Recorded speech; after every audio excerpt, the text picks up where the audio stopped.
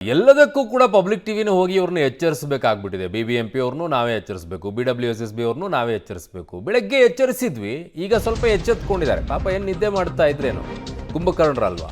ಬೆಂಗಳೂರಿನ ನಾಗವಾರದಲ್ಲಿ ಆಗಿರೋದು. ಬೆಳಗ್ಗೆ ವರದಿಯನ್ನು ಪ್ರಸಾರ ಮಾಡಿದ್ವಿ ನಾವು.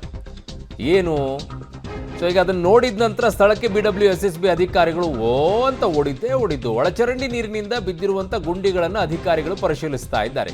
ಕಂಟ್ರೋಲ್ ತಪ್ಪಿ ವಾಹನಗಳು ಮುಗಿಚಿ ಬೀಳ್ತಾ ಇರುವಂಥ ಬಗ್ಗೆ ವರದಿ ಮಾಡಿತ್ತು. ಒಂದು ವಾಹನ ಬಿದ್ದೋಗಿತ್ತು ನಿಮಗೆ, ಗೂಡ್ಸ್ ಗಾಡಿ ನೆನಪಿರ್ಬೇಕು ನಿಮಗೊಂದು ವಾಹನ ಅಲ್ಲಿ ಟಪಕ್ ಅಂತ ಬಿದ್ದೋಯ್ತು. ಯಾಕೆ ಬಿದ್ದೋಯ್ತು? ನೀವು ಮಾಡಿರುವಂಥ ಅವಾಂತರಗಳಿಂದ. ಈ BBMP ಅವರು ಬರ್ತಾರೆ, ಅವ್ರ ಕೆಲಸ ಅವ್ರು ಮಾಡ್ತಾ ಇರ್ತಾರೆ.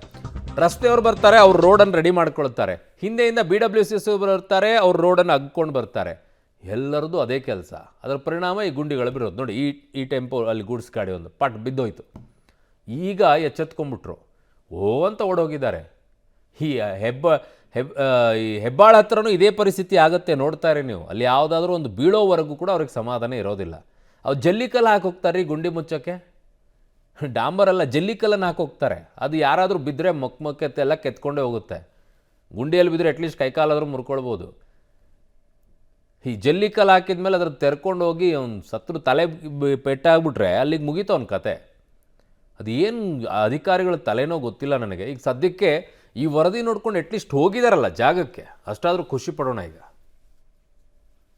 ನಮಸ್ಕಾರ ಸರ್, ನಾವಿಲ್ಲಿ ಪಬ್ಲಿಕರ್ಸು. ನಾವು ಡೈಲಿ ಓಡಾಡ್ತಾ ಇರ್ತೀವಿ, ತುಂಬ ದಿವಸದಿಂದ ಎಲ್ಲ ಓಡಾಡ್ತಾ ಇರ್ತೀವಿ.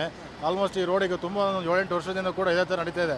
ಯಾವಾಗ BBMP ಅಧಿಕಾರಿ ಆಗಲಿ ಅಥವಾ ಮೆಟ್ರೋ ಇಂಜಿನಿಯರ್ಸ್ಗಳು ಯಾರು ಭೇಟಿ ಕೊಡ್ತಿಲ್ಲ. ಈ ರೋಡಿನ ಸಮಸ್ಯೆ ಯಾರು ಕೇಳ್ತಾ ಇಲ್ಲ. ತುಂಬ ವರ್ಷಗಳಿಂದ ಇದೇ ಥರ ಆಗಿದೆ. ಈ ಸ್ಕೂಲಿಗೆ ಹೋಗೋರು ಎಲ್ಲ ಪಬ್ಲಿಕರ್ಸ್ ತುಂಬ ಪ್ರಾಬ್ಲಮ್ ಆಗ್ತಿದೆ.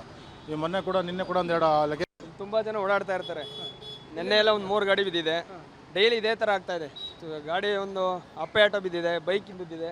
ನಾವೊಂದು 2-3 ಜನ ಎತ್ತಿದ್ವಿ.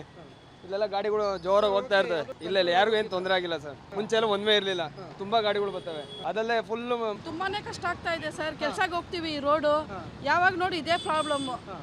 ಲಾಸ್ಟ್ ಟೈಮ್ ಒಂದ್ಸತಿ ಆ ಕಡೆ ಬೀಳಕ್ಕೆ ಹೋಗ್ಬಿಟ್ಟೆ ನಾನು. ತುಂಬಾ ಕಷ್ಟ ಆಗ್ತಾ ಇದೆ ಹೋಗಕ್ಕೆ. ಪ್ಲೀಸ್ ಯಾರು ಈ ಕಡೆ ಅಧಿಕಾರಿ ಇದ್ದಾರೋ ಸ್ವಲ್ಪ ಇದು ಮಾಡಕ್ಕೆ ಹೇಳಿ, ಕ್ಲೀನ್ ಮಾಡಕ್ಕೆ ಹೇಳಿ. ತುಂಬಾ ಪ್ರಾಬ್ಲಮ್ ಆಗ್ತಾ ಇದೆ. ಪ್ಲೀಸ್ ರಿಕ್ವೆಸ್ಟ್ ಮಾಡಿ ಕೇಳ್ತಾ ಇದ್ದೀನಿ, ಸ್ವಲ್ಪ ಈ ರೋಡ್ ಮಾತ್ರ ರೆಡಿ ಮಾಡಿ. ನನ್ನ ಸಹೋದ್ಯೋಗಿ ಈಗ ಮಾರುತಿ ನನ್ನ ಸಂಪರ್ಕಕ್ಕೆ ಸಿಗ್ತಾ ಇದ್ದಾರೆ. ಮಾರುತಿ, ಸುದ್ದಿಯನ್ನು ಮಾಡಿದ್ರಿ, ಅಧಿಕಾರಿಗಳು ಹೋದ್ರು, ಎಲ್ಲ ಆಯಿತು. ಜನ ಯಾಕೆ ಬೇಜಾರು ಮಾಡ್ಕೋಬೇಕು ಅಂತ ನನ್ನ ಪ್ರಶ್ನೆ. 5 ಗ್ಯಾರಂಟಿಗಳನ್ನು ಕೊಟ್ಟಿದ್ದಾರಲ್ರಿ. 2,000 ರೂಪಾಯಿ ಕೊಟ್ಟಿದ್ದಾರೆ, ಉಚಿತವಾಗಿ ಬಸ್ಸಲ್ಲಿ ಓಡಾಡಕ್ಕೆ ಕೊಟ್ಟಿದ್ದಾರೆ, ಅಕ್ಕಿ ಕೊಟ್ಟಿದ್ದಾರೆ, ಕರೆಂಟ್ ಫ್ರೀ ಕೊಟ್ಟಿದ್ದಾರೆ. ಇವೆಲ್ಲ ಯಾಕೆ ತಲೆ ಕೆಡಿಸ್ಕೊಳ್ಬೇಕು ಅಂತ ಅದಕ್ಕೆ ಅಧಿಕಾರಿಗಳು ತಲೆ ಕೆಡಿಸ್ಕೊಳ್ತಿಲ್ಲ ಅಲ್ವಾ? ಖಂಡಿತ ಸರ್ಕಾರದಲ್ಲಿ ಹಣದ ಕೊರತೆ ಅಭಿವೃದ್ಧಿ ಕೆಲಸಗಳಿಗೆ ಎದ್ದು ಕಾಣ್ತಿರೋದು ಇಲ್ಲಿ ಸ್ಪಷ್ಟವಾಗಿ ಗೊತ್ತಾಗ್ತದೆ. ಯಾಕಂದ್ರೆ ಈ ಹಿಂದೆನೂ ಸಹ ಮಲ್ಲಿಕಾರ್ಜುನ ಖರ್ಗೆ ಅವರು ಅಧ್ಯಕ್ಷ ಆಗಿರುವಂತವ್ರು ಹೇಳಿದ್ರು, ರಾಜ್ಯದಲ್ಲಿ ಗ್ಯಾರಂಟಿಗಳಿಗೆ ಯೋಜನೆಗಳಿಗೆ ಹಣ ನೀಡಿರೋ ಕಾರಣಕ್ಕೆ ಅಭಿವೃದ್ಧಿ ಕೆಲಸ ಕುಂಠಿತವಾಗ್ತಿದೆ ಅಂತ. ಈಗ ಬೆಂಗಳೂರಲ್ಲೂ ಸಹ ಅದೇ ಪರಿಸ್ಥಿತಿ ನಿರ್ಮಾಣ ಆಗಿರುವಂತದ್ದು. ಈ 5 ಗ್ಯಾರಂಟಿಗಳಿಗೆ ಹಣ ಒದಗಿಸೋದಕ್ಕೆ ಸರ್ಕಾರ ಸಾಕಷ್ಟು ಹರಸಾಹಸ ಪಡ್ತಿರೋದ್ರಲ್ಲಿ ಈ ಪ್ರಮುಖವಾಗಿ ಮೂಲಭೂತ ಸೌಕರ್ಯಗಳನ್ನ ಒದಗಿಸುವಂತ ಕೆಲಸಗಳಲ್ಲಿ ಎಲ್ಲೋ ಹಿಂದೇಟಾಗ್ತಿದೆ ಅಂತ ಅನ್ನಿಸ್ತಿರುವಂತದ್ದು. ಯಾಕಂದ್ರೆ ಜನರ ಪ್ರಾಣ ಹೋಗುವಂತಹ ಮಟ್ಟಕ್ಕೆ ಗುಂಡಿಗಳು ಬಿದ್ದಿದ್ರು ಸಹ ಆ ಗುಂಡಿಗಳನ್ನ ಸರಿ ಮಾಡುವಂತಹ ಅಧಿಕಾರಿಗಳು ಅದೇ ನೆಪ ಹೇಳ್ತಾ ಇದ್ದಾರಾ? ಅಧಿಕಾರಿಗಳು ಯಾರು ಸಂಪರ್ಕಕ್ಕೆ ಸಿಗ್ತಿಲ್ಲ. ಯಾಕಂದ್ರೆ ಅಧಿಕಾರಿ ಈಗ BBMP ಕಮಿಷನರ್ ಮಾದೇಪುರ ವಲಯದಲ್ಲಿ ವಲಯವಾರು ವೀಕ್ಷಣೆ ತೆರಳಿರುವಂತದ್ದು. ಅಂದ್ರೆ ಏನು ವಲಯಗಳ ಬಗ್ಗೆ ಅಭಿವೃದ್ಧಿ ಪ್ರತಿ ವಾರದಲ್ಲಿ ವಲಯದಲ್ಲಿ ಭೇಟಿ ಕೊಡ್ತೀವಿ ಅನ್ನೋ ಕಾರಣಕ್ಕೆ ವಲಯವಾರು ವೀಕ್ಷಣೆಯಲ್ಲಿದ್ದಾರೆ. ಇನ್ನು ರೋಡಿನ ಸಂಪರ್ಕಕ್ಕೆ ಮುಖ್ಯ ಇಂಜಿನಿಯರ್ ಆಗಿರುವಂತಹ ಪ್ರಹ್ಲಾದ್ ಅವರಿಗೆ ಸಂಪರ್ಕ ಮಾಡೋ ಪ್ರಯತ್ನ ಪಡ್ತಿದ್ರು ಸಹ ಅವರು ಬೆಳಗ್ಗೆಯಿಂದ ಕರೆಯನ್ನು ಸ್ವೀಕಾರ ಮಾಡ್ತಿಲ್ಲ. ಮತ್ತೊಂದೇ BBMP BWSSB ಮತ್ತು BBMP ಎರಡೂರ ಸಮನ್ವಯದ ಕೊರತೆ ಎದ್ದು ಕಾಣಿಸ್ತಿರುವಂತದ್ದು. ಆ ಭಾಗದಲ್ಲಿ ನಾಗವಾರ ರಿಂಗ್ ರೋಡ್ ನ ಜಂಕ್ಷನ್ ಏನಿದೆ ಆ ಭಾಗದಲ್ಲಿ BWSSB ಒಳಚರಂಡಿಯ ನೀರು ಪ್ರತಿದಿನ ಅದೇ ರೀತಿ ಹರಿದು ಬರ್ತಿದ್ರು. ಅಲ್ಲಿ ಸರಿಯಾದ ರೀತಿಯ ಒಳಚರಂಡಿ ವ್ಯವಸ್ಥೆ ಮಾಡದೇ ಇರುವಂತದ್ದು.